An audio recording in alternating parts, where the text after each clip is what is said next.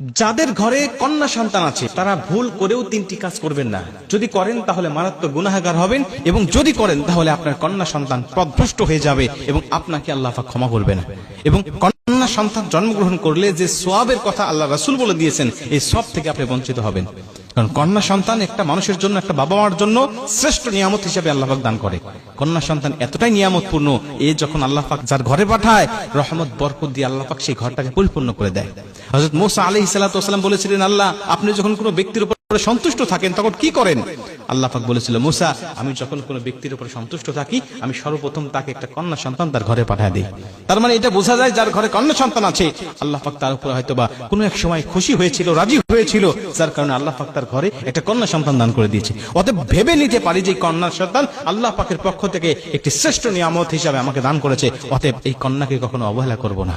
প্রথম নম্বর কাজ হলো, এই কন্যা সন্তান যাদের ঘরে আছে এই কন্যা সন্তানকে আমরা অন্য কোনো পর পুরুষের কোলে দেব না।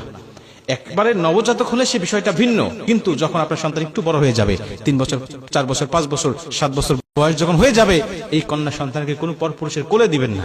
কারণ মানুষ, কিছু কিছু মানুষের চরিত্র পশুর থেকেও নিকৃষ্ট।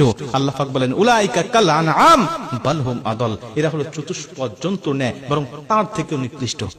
বর্তমান সময়ে আপনারা দেখেছেন ছোট বাচ্চা থেকে শুরু করে নিয়ে 80 বছরের বৃদ্ধা পর্যন্ত কিন্তু কিছু কিছু মানুষের হাতে নিরাপদ নয়। অতএব আপনার সন্তানকে সবসময় লজ্জা, শালীনতা শিক্ষা দিবেন। অন্য কোনো পরপুরুষের কোলে আপনি বসাবেন না। এতে কি হবে? সে হোক ভালো, কিন্তু আপনার কন্যা সন্তানের লজ্জা শরম নষ্ট হয়ে যাবে। আল হায়া ও শু'বাতুম মিনাল ঈমান, নবীজি বলছে লজ্জা শরম হলো ঈমানের অঙ্গ। আপনার সন্তানের কিন্তু লজ্জা শরম ভাঙতে থাকবে। অতএব ছোট্ট থেকেই আপনি তাকে লজ্জা শিক্ষা দিবেন। এটা হলো ঈমানের একটি অংশ, এটা আপনাকে শিক্ষা দিতে হবে। কন্যা সন্তান কোনো পরপুরুষের কোলে দিবেন না, বসাবেন না। সোফায় বসে আছে, আপনি তার কোলে আপনার কন্যা সন্তানকে বসাবেন না। 2 নম্বরে, এই কন্যা সন্তানকে যখন বাহিরে পাঠাবেন তখন আপনি তাকে একা একা ছেড়ে দিবেন না। স্কুলে যাক, মক্তবে যাক, মাদ্রাসায় যাক, যেখানে যাক না কেন, আপনি তাকে একা ছেড়ে দিবেন না। আপনি নিজে তাকে রেখে আসবেন, আবার আসার সময় তাকে নিয়ে আসবেন। এটা আপনার দায়িত্বের মধ্যে পড়ে। নবীজি বলছেন, কন্যা সন্তান যখন কারো জন্মগ্রহণ করে, ওই কন্যা সন্তানের বাবা এবং আমি নবী একই জান্নাতের মধ্যে থাকবো। তার মানে কি জন্ম হলেই নবীজির সাথে থাকবে? বিষয়টি এমন নয়।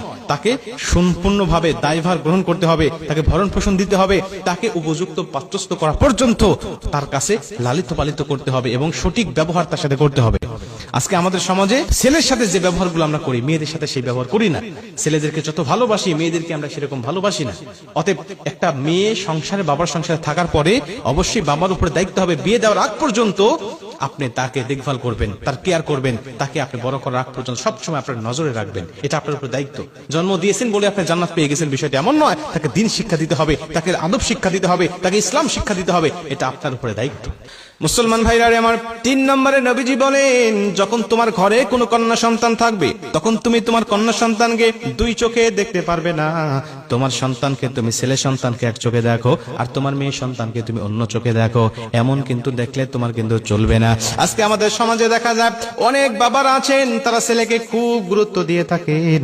বাহির থেকে কোনো কিছু আনলে ছেলেকে দেন, মেয়ের জন্য কিছু নিয়ে আসেন না, মেয়েকে ভালোবাসেন না। এবং অনেক মায়েরাও আছেন যারা সংসারে যখন একটা বড় মাছ রান্না করা হয়, বড় মাছের মাথাটা সন্তানের পাতে দিয়ে দেয়, আর ওই ছোট্ট মেয়েটার পাতে তেমন কিছু ভালো কিছু দেওয়া হয় না। এরকম ভাবে মেয়ে সন্তানকে অবহেলা করা হয়। এক পর্যায়ে এই মেয়েটা যখন শ্বশুর বাড়িতে চলে যায়, তখন শ্বশুর বাড়ি গিয়েও এই মেয়েটা অবহেলার শিকার হয়। আপনি বাবার সংসারে থাকতে মাও তাকে ভালো কিছু খাবার দেয় না, আবার শ্বশুর বাড়ি গেলে তো তার কপালে ভালো কিছু জোটেই না। অতএব মেয়েকে মায়ের সংসারে যখন থাকবে, বাবার সংসারে যখন থাকবে, তখন সমান চোখে দেখতে হবে। নবীজি বলেন, আমি যখন কোনো যুদ্ধে চলে যেতাম বা কোনো বাহিরে কোনো কাজে চলে যেতাম, সবার সাথে সাক্ষাৎ করার পরে সবার শেষে সাক্ষাৎ করতাম আমার মেয়ে হযরতে ফাতেমা রাদিয়াল্লাহু তাআলা আনহার সাথে। ফাতেমার সাথে আমি সবার শেষে দেখা করতাম, আর সবার শেষে দেখা করে আমি যখন চলে যেতাম, সব কাজকর্ম সেরে যখন আবার বাসায় আসতাম, সবার সাথে সাক্ষাৎ করার আগে আমি আমার ফাতেমার সাথে সাক্ষাৎ করতাম। সবার সাথে সাক্ষাৎ করার আগে ফাতেমা রাদিয়াল্লাহু তাআলা আনহার সাথে আমি সাক্ষাৎ করতাম। এবং যখন বাহির থেকে কোনো কিছু নিয়ে আসতাম, আমি কারো হাতে দিতাম না, আমি আমার কোনো স্ত্রীর হাতে দিতাম না, আমি আমার কোনো সন্তানের হাতে দিতাম না, দিতাম হযরত ফাতেমা রাদিয়াল্লাহু তাআলা আনহার হাতে।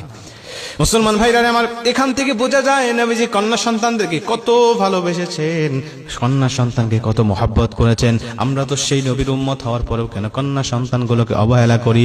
মনে রাখবেন, যারা কন্যা সন্তানকে অবহেলা করে এরা হলো আয়ামে জাহিলিয়াতের সেই যুগের কাফের মুশরিকদের আদর্শগুলো লালন করে, অতএব আমরা তাদের আদর্শ লালন না করে আমার নবী যে শিক্ষাটা দিয়ে গিয়েছেন ওই শিক্ষাটা অর্জন করে কন্যা সন্তানকে অন্তর দিয়ে ভালোবাসবো। তাহলে নবীজির একটি সুন্নাহ আদায় হবে এবং এই কাজগুলো করার কারণে নবীজি বলছেন সঠিকভাবে লালন পালন ভরণ পোষণ এবং উত্তম পাত্রস্থ করার কারণে আমি নবী এবং সেই ব্যক্তি মানে ওই কন্যা সন্তানের পিতা একই জান্নাতের মধ্যে থাকবো।